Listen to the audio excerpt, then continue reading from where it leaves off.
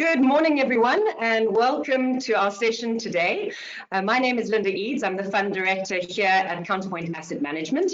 I'm here with Piet, who is one of our portfolio managers, and we're going to be talking about South Africa Incorporated, too cheap to ignore. So today we're going to be speaking specifically about the Counterpoint SEI Value Fund, looking at the positioning, looking at some of our views, and discussing whether South Africa is actually an opportunity despite some of the risks which surround South Africa, of course, as a geography and as a market itself. So I just wanted to remind you that you can apply for CPD points at the end of the session. We have a little survey where you need to please let me know if you do need CPD points. We'll be applying for those after the session. Please do give us your feedback as candid as possible. We want to make these sessions as productive as they can be for you. And we are specifically going to be focusing on this fund and the South African opportunity set during this session, but we will have a section at the end for questions. And thank you to everyone who has submitted questions ahead of time.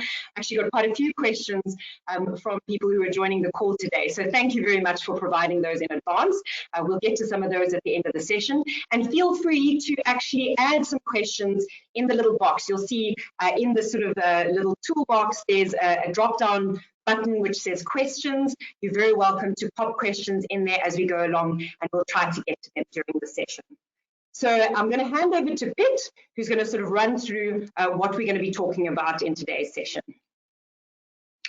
Thanks very much, Linda. So here's the agenda, the points I'd like to run through with you today. As Melinda said, we're talking about the Counterpoint Value Fund, which is a merger of the RCM Equity Fund and the Counterpoint Value Fund. These funds have been managed together since March of last year and officially merged in October of last year. So what I want to deal with first is, what does the fund actually do? Secondly, I'd like to talk about who are its target market, who are the people who should invest in this fund. And then I'll have a quick look at the track record of the fund. And I think then I'll start having a look at some major global trends, because I think there's some secular shifts starting to happen in the market, and I think it's useful to discuss some of those trends, and also look at the fund's positioning against those trends, see how the fund is benefiting from what is happening globally.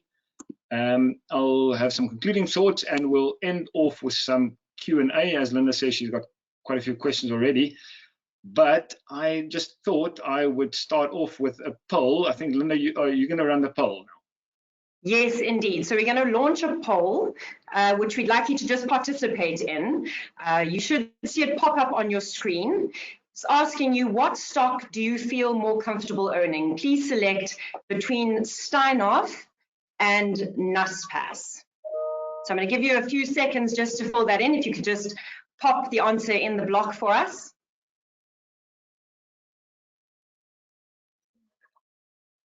And then I'm going to tell you what the results are.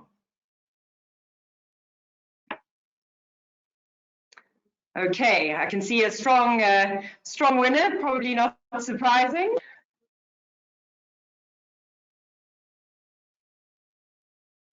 All right, let's just see. Okay, let me share the results of the poll. Okay, so 81% of the people on this call who participated in the poll, and we've got 3/4 of the people on this call actually participated. Thank you very much for doing so. 81% feel comfortable owning Naspers, not so much Steinhoff. And I wonder, Piet, it reminded me of something that we were taught in economics. Generally, we taught that when the price of a good goes down, that demand for that good actually increases. But there are certain goods, and I believe they're called Veblen goods, after the economist Thorstein Veblen, where in actual fact, when the price goes down, the demand for that good actually goes down as well. So in other words, instead of being inversely correlated, they're positively correlated. And more often, these are referred to where they're luxury goods, so where the price of something goes up and the demand for that good actually increases. And it struck me that perhaps stocks are a similar sort of situation, where for some reason when prices go down, we seem to often not want more of that particular stock, and when prices go up, it seems to make people tend to want to buy it more. What do you think, Piet? Yeah, I think that's a very strong effect that happens in the market. So I think what I will do is I'll just show a chart of Stinky Steinhoff versus Noble Naspers. And I think I expected most people to vote for Naspers, but the interesting thing is over the past 6 months, Steinhoff is up 92% and Naspers is up only 13%. Now, this chart is just a bit of fun. I mean, don't take it seriously. But there are some things one can take out of this. Firstly, the Counterpoint Value Fund owns no Naspers, but it did up until yesterday own quite a bit of Steinhoff. So it's benefited from this move. But actually, the point I'm trying to make here is that a bad company doesn't necessarily make a bad investment. It all depends on the price you pay. And the inverse is also true. A good company doesn't necessarily make a good investment. Again, it depends on the price you pay. The second thing is, even if you pay a low enough price, bad things can still happen to you. I mean, Steinhoff, it's still, there's still a good chance that Steinhoff can go to zero. I mean, it's a company with lots of debt, lots of legal claims against it. It just happened to have a good run over the past 3 or 4 months. But it's still not impossible for this stock to go to zero. Therefore, you have a portfolio of such exposures, some of which will work and some of which won't. But if they work, they tend to work well, like we can see in the case of Steinhoff. And if you have a bad outcome, it won't tank the whole portfolio if you put a whole bunch of these together in a portfolio. And finally, investing is all about controlling your emotions. Most people are still very upset at Steinhoff and will not touch the share with a barge pole, doesn't matter how cheap it gets. In other cases, people will fall in love with the stock and won't sell it no matter how high and how ridiculous the price gets, and then you possibly set yourself up for losing capital. So that's the job of the fund manager, basically to stand as a sentinel between the investor and his and her emotions. And that's what we're trying to do with the Counterpoint Value Fund. So I think that sets the scene, this chart sets the scene for what we're going to talk about today. Successfully investing in out-of-favor situations. Okay, as I said, I'd like to talk about who this fund is for. Firstly, it's for investors who understand that risk is directly related to return. You can't get return if you're not taking risk. Of course, there's a fine balance about how much risk to take, but that's why we put together a portfolio of risky exposures, and that reduces the overall portfolio risk. So that's very important. How do you know when an asset is paying you to take on the risk of owning it? Generally, when nobody wants to own it, when people are running away from it, and it makes you uncomfortable to commit. Those are the telltale signs that possibly good to look at something which is out of favor. Secondly, this fund is for investors who want diversification for global portfolios. I think it would be foolish to invest all of your assets in South Africa. South Africa is a risky environment. There are all sorts of funny things happening here, but at the same time, our assets, South African assets, are so cheap that if you add some of them to a global portfolio, you get huge diversification benefits. You get additional return, and you actually reduce the risk of the whole portfolio. So we think the fund is very suitable for clients who want to diversify a portion of their total global assets into a suitable risk-return scenario.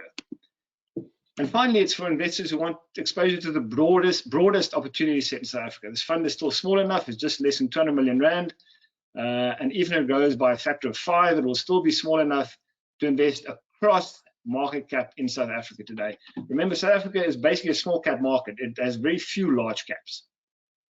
So to get exposure to South African assets, you need to go into the small and the mid cap space. And this fund offers you the opportunity, to do so. For example, and it's a stock I'll talk about a bit later, local residential property developers there's one Viljoen and Calgrove. Together, their free float is less than R1 billion. Now, if you're running a huge fund, you cannot, even if you buy out the whole free float of those two companies, you cannot get exposure to the residential property development sector of the country, which happens to be red hot right now. So it gives you exposure to a broad opportunity set. Secondly, what does this fund do? As I said, it invests only in South African assets or assets that are listed on the South African stock exchanges. It is very much value orientated. The fund buys assets that are trading below the present value of their future cash flows. That's the definition of value, where the asset price is below the net present value of future cash flows that the asset will generate.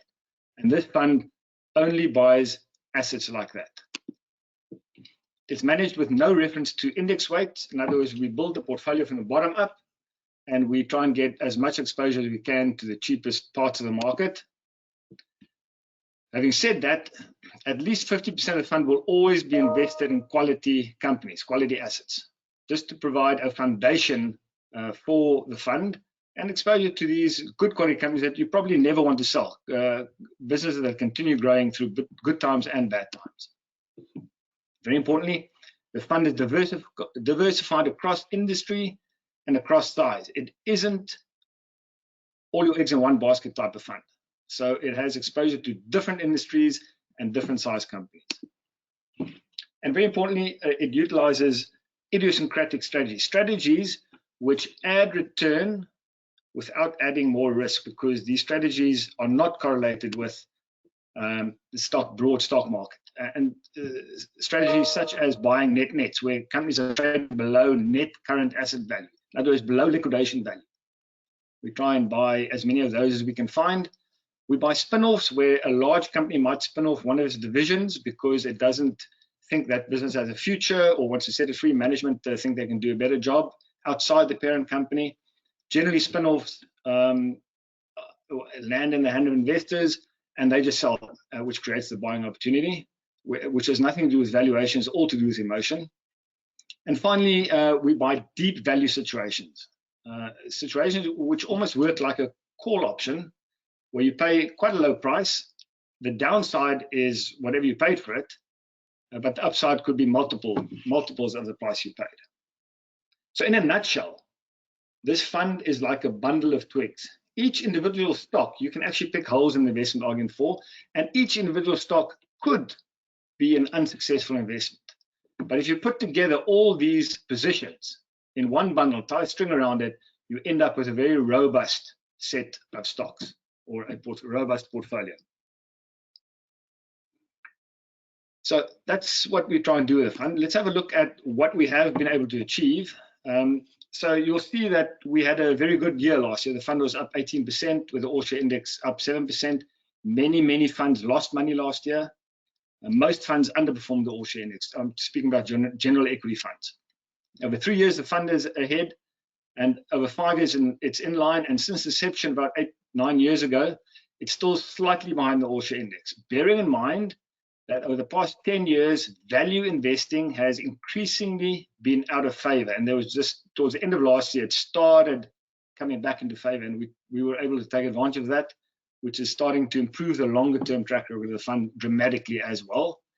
I think it's also useful to mention that Sam Hooley manages this fund with me, and due to his input in the first quarter of last year, we managed to avoid a lot of the bombshells that were going off in the market in relation to the COVID virus and the government's reaction to that and the market's reaction to that, which helped a lot.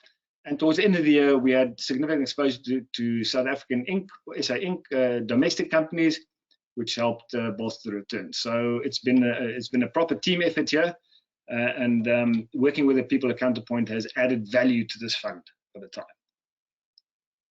So if one looks at the market over the longer term, and remember the Counterpoint Value Fund is managed to outperform the all-share index. Let's have a look at the all-share index over the longer term. Over 10 years, I think you'll see that the all-share index has done 9.6% per annum. The rand is depreciated by 8.3% per annum, and the MSCI World in rands has done 19%. So the MSCI global stocks have been 10% per annum better than local stocks, and the rand is also depreciated quite rapidly. Now remember, the last 10 years is that period where value investing was out of favor, emerging markets were out of favor, commodities were out of favor, and tech stocks were in favor. So that's not a surprising outcome. I think if you look at over 20 years, it becomes more interesting. The average general equity fund is much more in line with the all-share index. The rand has depreciated in line with what one would expect to do, 3% per annum. and the MSCI World has actually underperformed the all-share index in rand or dollar terms, whichever way you want to look at it. And that's interesting because the past 20 years contains two cycles. Well, contains the full cycle. It contains the up cycle from 2000 to about 2010, 2011, where emerging markets were in favor, the rand was strong, commodities were going up, and tech was out of favor. I mean, by 2012, I think Microsoft was regarded a value stock, very much out of favor. So the first 10 years was good, the second 10 years was bad, but over the whole 20-year period, a full cycle basically, South Africa has actually done quite well. And I think one only has to cast your mind back to conditions 20 years ago in the market, and they will be surprisingly similar to today's conditions. People were very negative in the country. They're taking the money offshore. Remember, that was the time that the tech bubble was on the go in 2000, 2001. The NASDAQ started crashing in 2001, I think it was.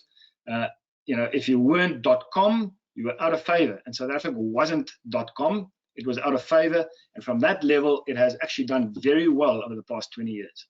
And today, I think we're sitting in this very, very similar situation. So it's not true to say that South Africa always underperforms. It does underperform from time to time and will continue to underperform from time to time, but it's not a given that it will always underperform. It depends on your starting conditions. So let's have a look at some major global trends that will influence returns over the next decade. Firstly, globally, in response to lockdowns and resulting from the government's actions fighting the coronavirus, the fiscus in most countries has injected lots of money into the economies, and it has borrowed to do so. So massive increases in government debt have taken place globally, South Africa included. The interesting thing is that South Africa is probably not as bad as most European countries, and definitely not as bad as the US in terms of the increase in debt that has happened. So in absolute terms, yes, we have a lot of debt. In relative terms, we're probably one of the cleaner dirty shirts in the world. I think we've started to see, it's still very early, but we have started to see signs of rising inflation. Food prices are going up, commodity prices are going up, and supply chain bottlenecks have started to appear in different products. And we think that financial repression has actually started, because if you have very high debt, if governments have very high debt, there's only two ways you get rid of it. You apply austerity measures and you pay back the debt. In other words, the government spend a lot less and rather pay back the debt, which makes the whole economic environment very, very tough, but it's probably the healthy thing to do. Or you inflate away the debt. Remember, debt to GDP, if the debt becomes big, if you can grow the GDP in nominal terms, the debt to GDP becomes less. And I think that is the easy way out that most governments will take over the next 10 to 20 years, applying financial repression, and it's already started. I mean, you've read in the US, they talk about a thing called yield curve control, where they are suppressing long-term interest rates. So today in the US, long-term interest rates are below the rate of inflation. In Europe, long-term interest rates are negative. That is the first sign of financial repression, keeping interest rates low in real terms to ease the burden of debt and possibly to create inflation to pay off the debt. So we think there's a good chance over the next 10 to 20 years, there will be effectively a transfer of wealth from savers to debtors. And that's a very useful thing to bear in mind, I think, going forward. Of course, the governments will not stop spending. Remember, governments are up for election every 4 years, and they will want to make sure they remain popular. So I think they will justify continued fiscal spending through projects like infrastructure, clean energy, and so on and so forth. And that will be their justification for spending more and applying more financial repression. And finally, I think, and we've started seeing that already as well, there's increased volatility in markets. With valuations of assets, certain assets at very inflated levels, markets are increasingly being gamified. As value investors, we spend hours doing due diligence and research on companies, reading annual reports. Whereas actually, when you think about it, it's much easier to just throw away all of that and YOLO into some ETF that captures the spirit of the moment, a 4IR or an ESG or an electric vehicle or a biotech, and just get rich easy. And I think you're seeing a lot of that behavior in markets at the moment, and we think that's dangerous and will continue to lead to increased volatility. And I mentioned gamifying the markets. You can see what's happened with a company called GameStop, where a bunch of retail investors have actually put pressure on short positions in certain companies and pushed the share price to very, very high levels. I think you'll see more and more of that happening. So one would probably want to look at what type of assets benefit from increased volatility in markets, because I think there's a trend that has just started and will continue for a while still. So who are the beneficiaries of these trends? Firstly, any asset that contributes to infrastructure, and these generally tend to be asset-heavy businesses, not asset-light businesses, which is has been the watchword over the past 10 years or so. The companies that benefit from increased spending on infrastructure are asset-heavy companies. Think steel plants, think cement plants, think aluminium plants, those sort of things. They will benefit from increased infrastructure spending. The second thing that should benefit is commodity producers, mines and other.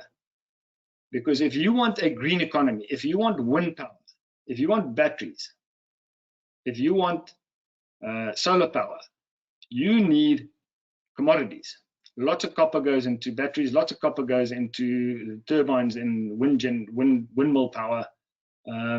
Silver goes into the panels in solar plants. You need lots of commodities to turn your economy into a green economy. So I think the major beneficiary of an economy going green is probably the commodity sector. Who produces a lot of commodities? Emerging markets. So I think the second order beneficiary here from increased spend on infrastructure, increased spend on greening the economy, increased spend on electric vehicles, increased spend on solar power and wind power are emerging markets, because they produce the commodities that these power assets need. And you can't get away from that. And it's not only the green economy.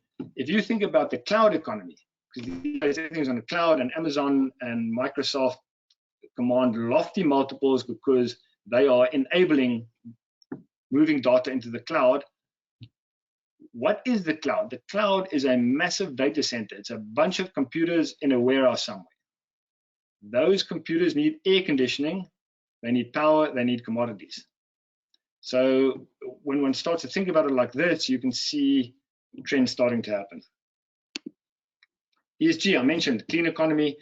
I think there's many companies that are transitioning from dirty to clean. I think those are the sort of companies one wants to focus on. Currently today, electric vehicle companies, which are clean, command very high multiples. But something like BP, which produces oil, but has a clearly enunciated plan to migrate from dirty energy to clean energy over the next 15 to 20 years, is trading on a multiple of 4 times. I think the opportunity lies in that company rather than the electric vehicle companies, which are trading at 40 times sales. So I think one understanding the transitioning of the economy from dirty to clean, one needs to think clearly about who the beneficiaries are going to be in this transition. And finally, I mentioned volatility beneficiaries, the gamification of markets. You know, I think exchanges are a big benefit of increased volatility and increased trading. Remember, something like Johannesburg Stock Exchange makes most of its money from trading fees. And the more volatility there is, the more trading there is, the more their fees go up. So one can actually benefit from these changes happening in markets. And I think all these things are encapsulated in one slide. And I think that's probably the most important picture. This is basically the commodity cycle. And the blue line is the Goldman Sachs Commodity Index total return against the S&P 500. Broad, well, it's not that diversified, but the broad market index of US companies. And you can see there's a clear 15-year cycle here, where commodities do well for about 10 to 15 years, and then poorly 10 to 15 years. And we've just, since the global financial crisis, gone through a particularly bad time for commodities. But it seems to me that things are starting to fall in place. The trends are starting to happen, which will benefit commodities. And this happens every cycle, and this goes back to the 70s. There's a boom and a bust. And importantly, I think if you look at this slide, it also coincides with Rand strength and Rand weakness.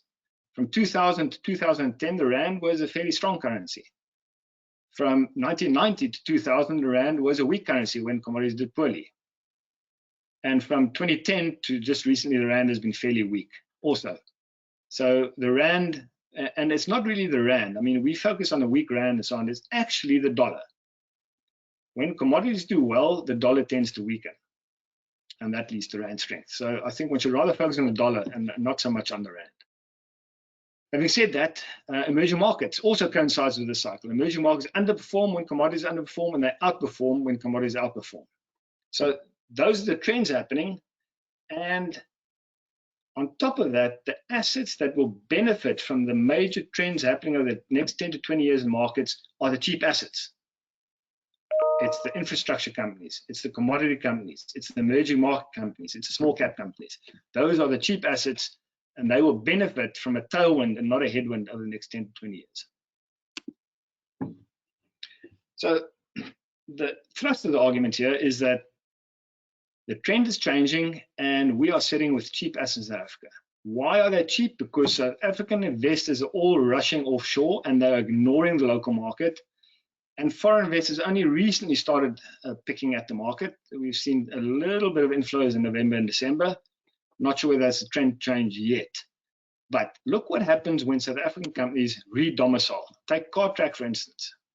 This company has just announced that it will delist from the JSE and list on the NASDAQ.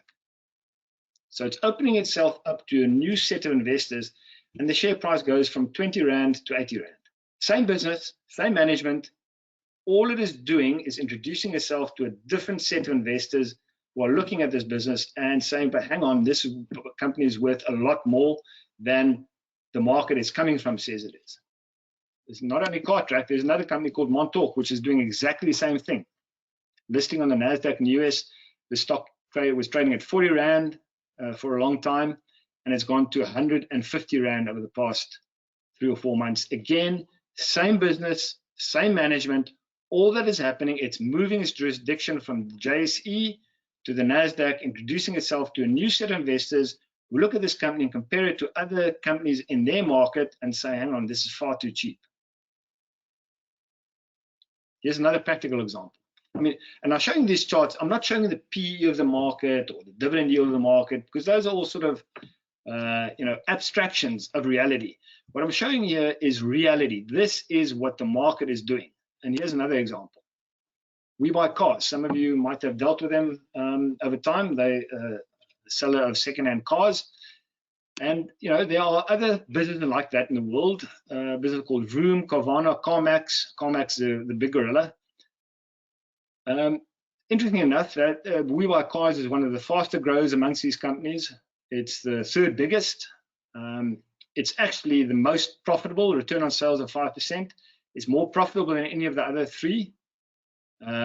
Spends a bit less on advertising and runs its inventory a lot better. So it stacks up very well against its global peers. But here's the kicker. Carvana and Viljoen are both listed in the US. They trade at 3 times sales. The enterprise value, 3 times sales.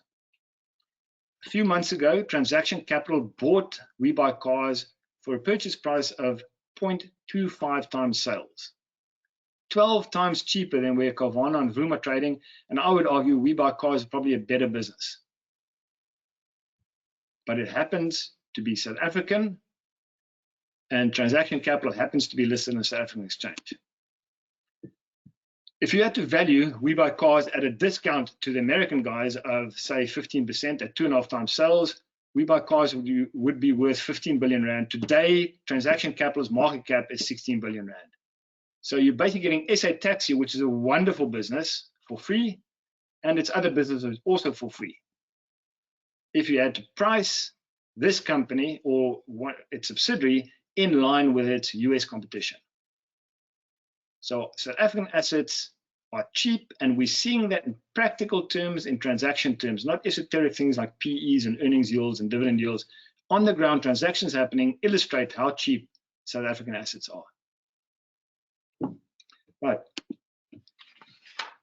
Let's have a look, before I get onto some of the stocks, how the fund is positioned. So this is one way of looking at Rand Edge Industrials, Resource Financials, and SA Inc., which is South African domestic industrial companies, and then property. So the fund is basically light on all sectors except the SA Inc. sector, which is one of the smallest sectors of the market. So if you had to buy the index today, you would get very little exposure to South Africa. Most of your exposure goes to Rand Edge Industrials, dominated by Naspers. That's 20 to 25% of the index. The second biggest weighting in the index is resource stocks, which have run very hard over the past 6 to 9 months. Financials are the third biggest, and then SA Inc. is only 13% exposed to the index. Whereas a counterpoint value fund has a very large exposure in the region of 30 to 40% to SA Inc. Stocks like Shoprite, MTN, Netcare, Adcock, Cashbuild, and the JSE. In property, we own no REITs, not a single REIT. And I'll talk about that a bit later. But we do own the property developers Baldwin and Calgro, and specifically a large position Baldwin. So we're in line with the property weighting of the index, but we don't own REITs. We think REITs is a particularly poor capital structure, and REITs have been particularly poorly managed, and management have also applied particularly poor capital allocation over the past 10 years. So we think there's still a lot of water still needs to run into the sea here before they get cheap enough to buy. Basically, it boils down to the fact that we think the assets, the property assets they hold on their books, are still very overvalued. And they're sitting with a lot of debt. So there's problems there still, and the problems have not been solved yet. So the REITs are something we are avoiding as much as we can. Well, we're avoiding them completely, 0% exposure. Another way to look at our funds position, we have 55% exposure to quality business like ShopRite, British American Tobacco, ABSA, MTN, Discovery. We have 14% deep value situations, stocks like Steinhoff. Yes, we do own Steinhoff. We own Steinhoff Prefs, and we've only owned Steinhoff for 6 months. We didn't own it, and it's interesting. 3 years ago, we were criticized for not owning Steinhoff until it crashed. And then 6 months ago, we started buying Steinhoff, and people said, no, hang on, you're crazy. Why are you buying Steinhoff? Same business, different price. We also own Steinhoff Prefs, and I'll talk about that a bit later. Metrofile PPC, the cement business. These stocks are all deep value, and it's important that you realize we have a 14% exposure to these companies. These companies are important for 3 reasons. First of all, they are generally illiquid, small cap positions. Larger funds just can't get in there. They just can't get significant exposure to these sort of companies. They are generally stocks that have something very wrong with them, and they are completely ignored by most investors. Most investors want nothing to do with these companies. The value fund, the counterpoint value fund, is one of the only ways you can get consistent exposure to these kind of potentially big winners. So let us do the unpleasant job of sifting through the rubbish bin for you, because there are diamonds to be found in that rubbish bin. And we think we've got quite a few in the portfolio right now. Then we have the spin-offs. 5% of the portfolio is in spin-offs like MultiChoice, Quilter, Motus. MultiChoice spun out of Naspers, Quilter out of Old Mutual, Motus out of Imperial. All good businesses, but ignored by the market because they're just interested in owning the large liquid parent of these businesses. And then we have the nets. Current stocks are trading below liquidation value. In other words, you take the current assets, liquid assets, and pay back all the liabilities, long-term and short-term, you're left with something which is more valuable than the current share price. And some of these are even good businesses as well. And then we have the resource stocks, the other 20% in Sibanye, AngloGold, and Anglos, and those sort of things. And then what the top 10 looks like. You'll see it's quite a diversified bunch. of stocks, and it looks nothing like the All Share Index. There's no Naspers here. There are very little of the bigger companies. We hold high quality business like Shoprite and Discovery, British American Tobacco. I'll talk about Steinhoff Press just now.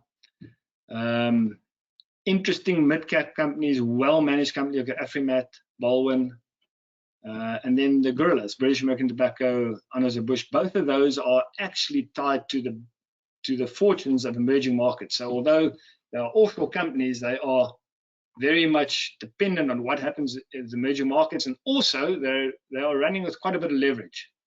So as this leverage unwinds, as they're able to pay back their debt, the value of the equity explodes. So we like both British American Tobacco and Anheuser-Busch from that point of view. And in terms of the market cap breakdown, you'll see we are light on large caps and heavy on mid and small caps, because we think that is where the opportunity lies. That is when very few other fund managers can position themselves, and I think that is where we have a distinct competitive advantage. So let's have a look at an example from, excuse me, South Africa. A cheap South African stock, MTN. 5 years ago, MTN, just more than 5 years ago, traded over 200 Rand a share. Today it's trading at 70% less than that. It's trading at 60 Rand a share. Now, some bad things happened in Nigeria. People got disillusioned with South Africa, but it's still a fundamentally good business that generates a lot of cash. And today it's trading on an EV to EBITDA multiple of 3 times. Just to put that multiple in perspective, most fairly decent companies today listed in the US are trading on EV to EBITDA multiples of 15 to 20 times. Now, I'm not saying that's right, that's probably rich, but 3 times is far too low. I mean, this is a company that used to trade not that long ago, 3 years ago, it traded almost 8 times EV to EBITDA. So today you are only paying for the South African assets. You're getting Nigeria for free. And yes, some people will say, well, Nigeria is probably worth naught.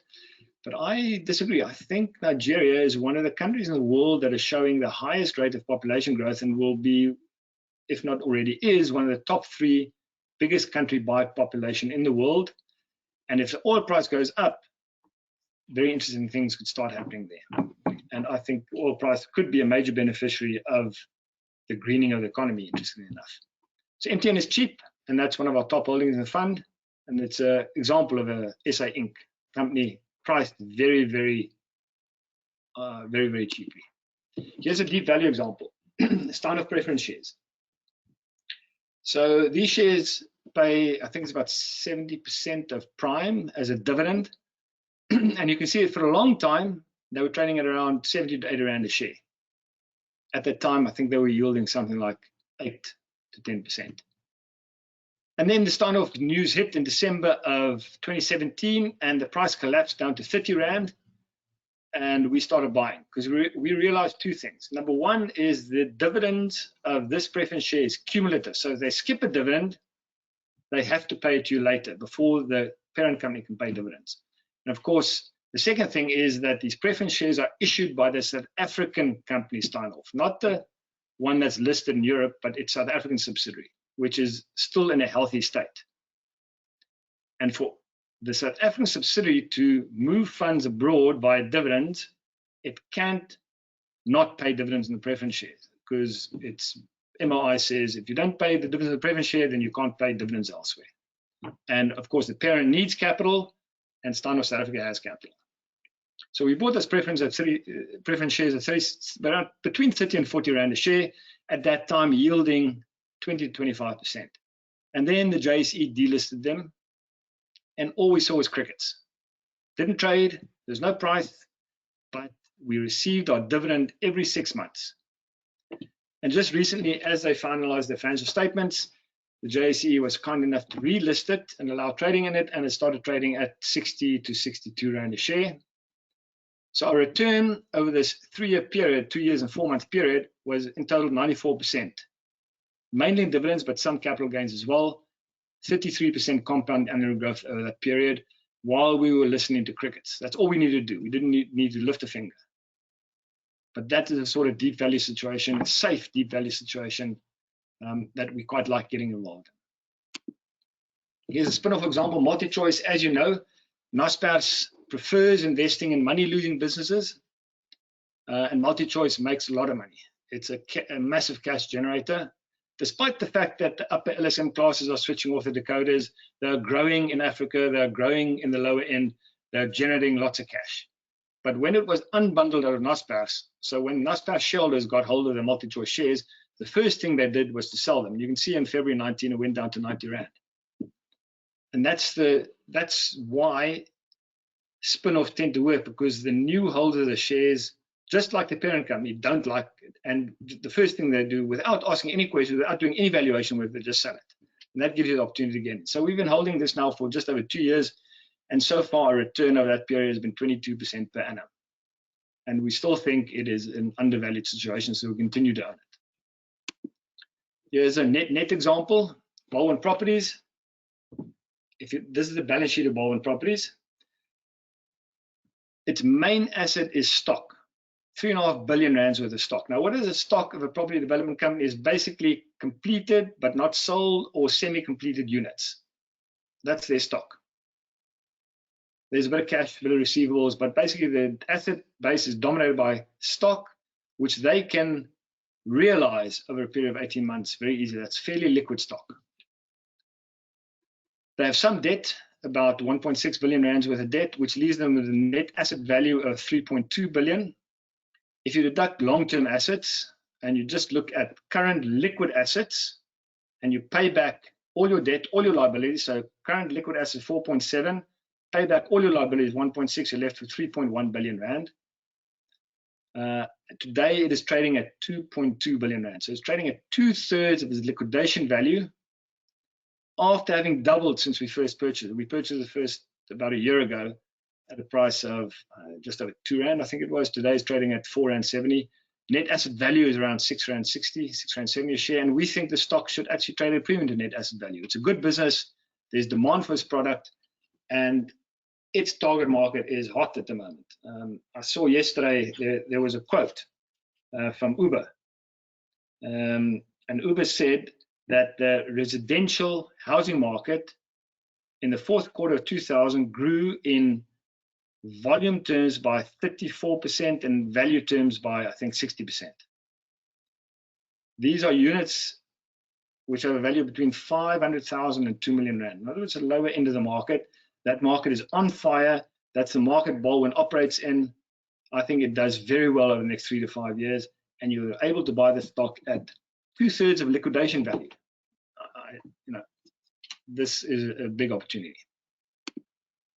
So, in conclusion, the Counterpoint Value Fund is very different to any other general equity fund and to most other funds, and it is different for good reasons. Secondly, we think, in fact, we're convinced, and I showed you some slides on how businesses are priced, we think SA is cheap enough to include these days in a diversified global portfolio. I am not saying put all your money into SA. I think the South African environment is a risky environment, and just because these things are cheap is no guarantee of good returns. It's an indicator you might get good returns. So I think allocating a portion of your assets to South Africa is sensible, but not all of it. I think it adds to a global portfolio. And within South Africa, there are many uncorrelated opportunities available.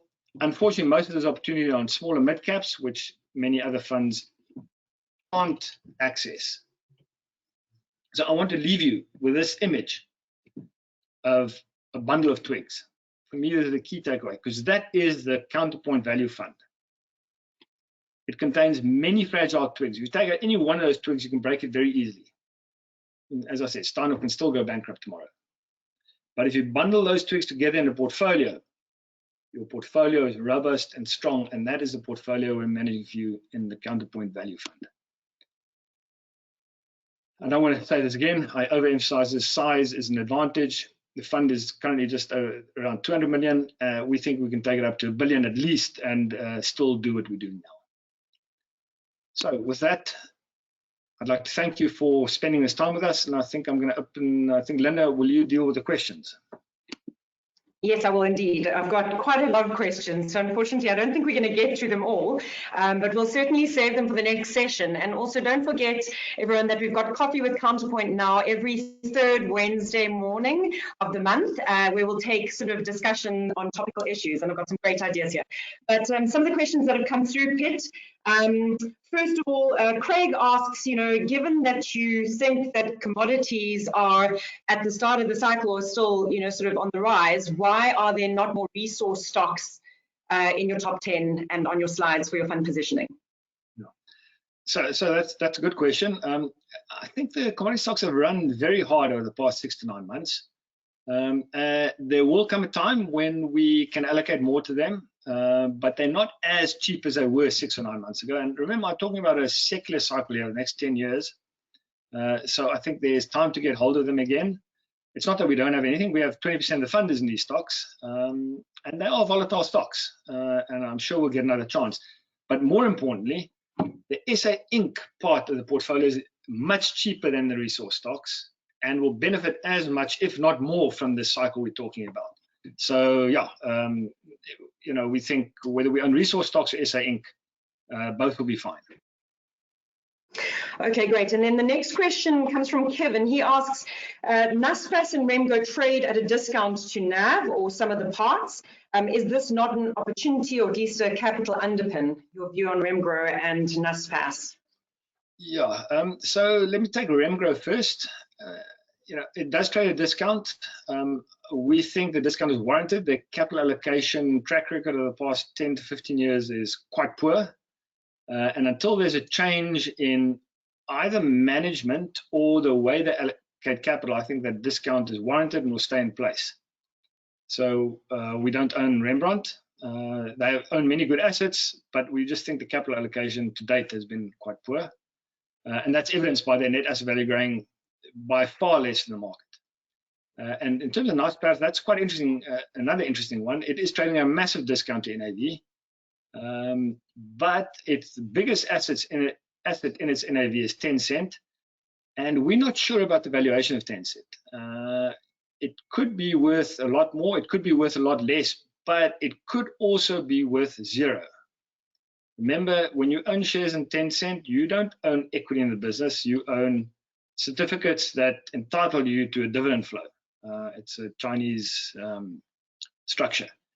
And, I think the risk is not zero, that structure at some point comes under pressure. So I think there's a risk that its major asset might not belong to it at some point in the future.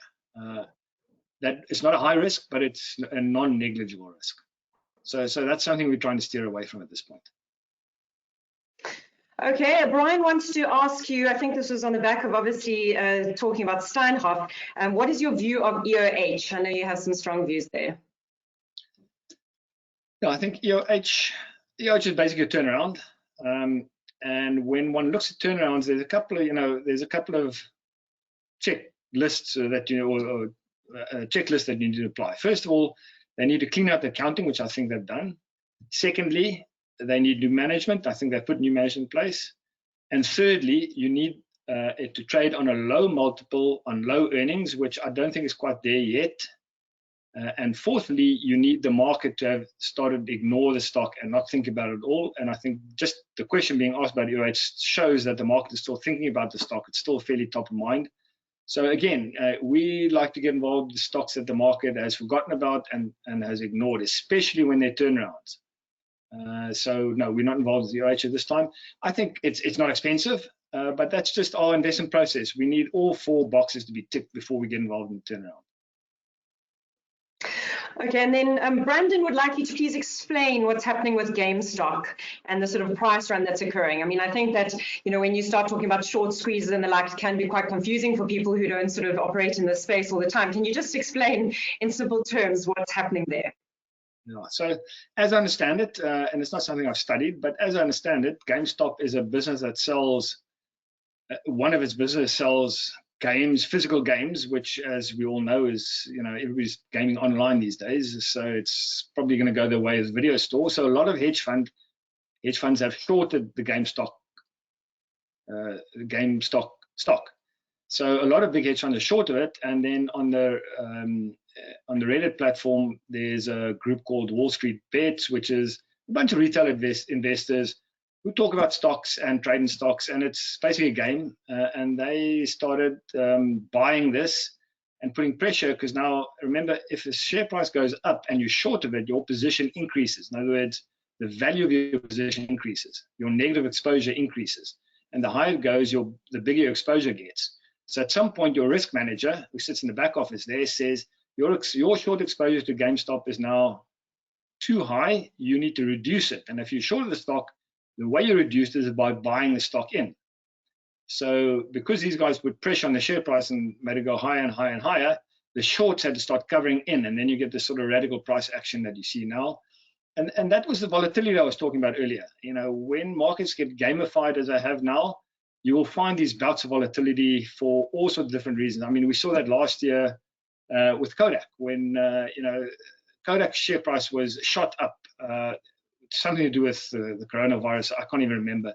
But you get these bouts of massive volatility, but it's not something we take part in. Okay, and then Johan would like to know, do you see any benefit from COVID for healthcare-related company stocks in the short term, I suppose also in the medium and long term?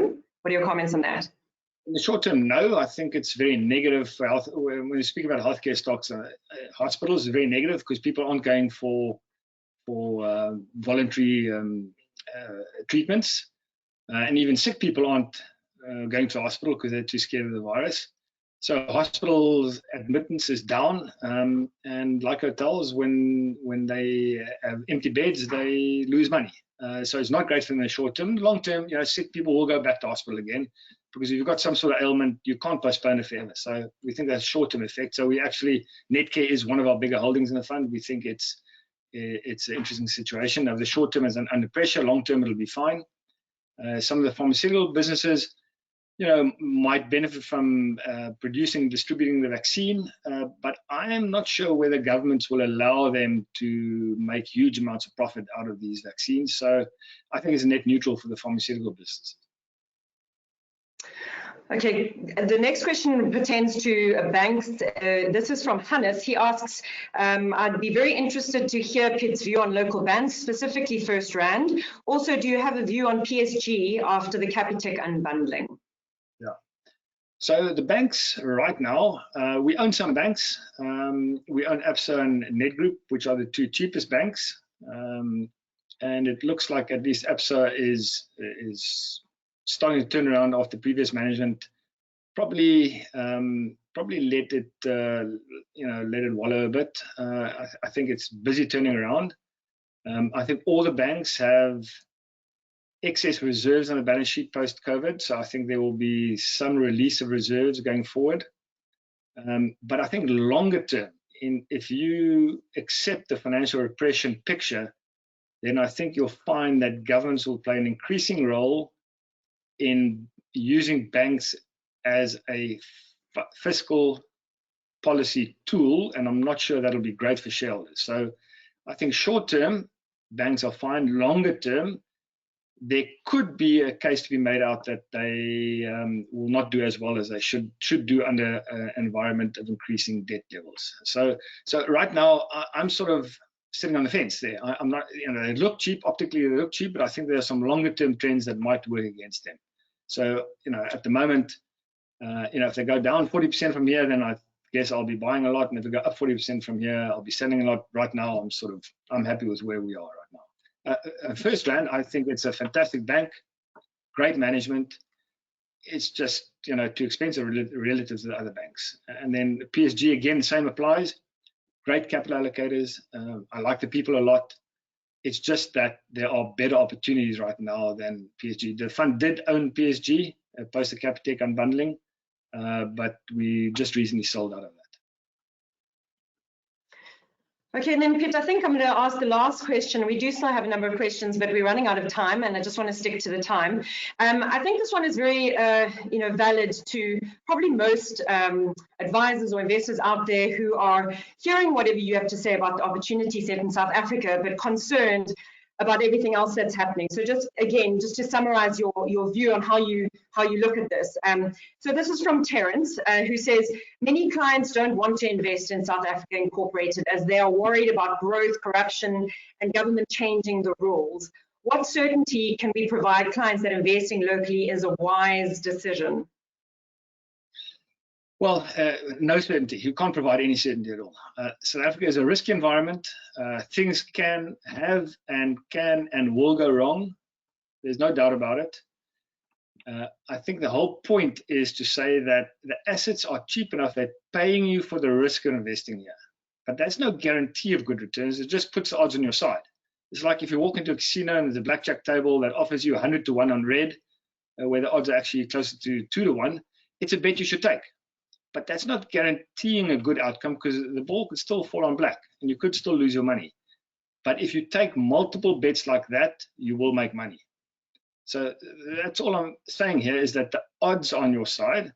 I think you should allocate at least a portion of your bankroll to South African assets. And if you do that in a global portfolio and allocate to different jurisdictions where assets are cheap, you'll have some good outcomes and some bad outcomes, but overall you will do fine. And all I'm saying is that South African assets are cheap enough to pay you for the risk of this environment, and for that reason you have the odds on your side. I think it's not a bad time to get involved. But again, that's against the backdrop of having your assets diversified globally, not all your eggs in the South African basket. And I think that's the important point, is that, you know, you shouldn't actually allocate 100% of your capital, but it's too attractive to completely ignore. And there is an opportunity set that we're able to take advantage of, which is just simply not available to the larger asset managers at this point in time. I just wanted to remind everyone that the Counterpoint SCI Value Fund is available on most of the lists, all the major lists, in fact. If you have any questions, do send them through to us. Thank you so much for participating. When I end the session, a survey will pop up.